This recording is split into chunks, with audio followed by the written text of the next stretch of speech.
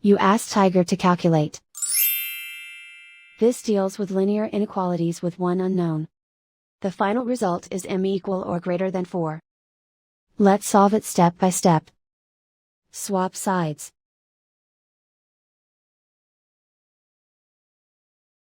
Isolate the m. Divide both sides by 2.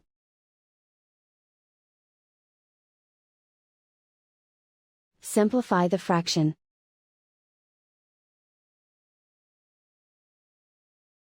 Find the greatest common factor of the numerator and denominator.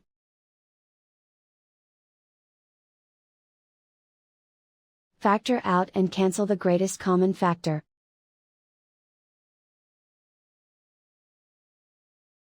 Plot the solution on a coordinate grid. And so the final result is m equal or greater than 4.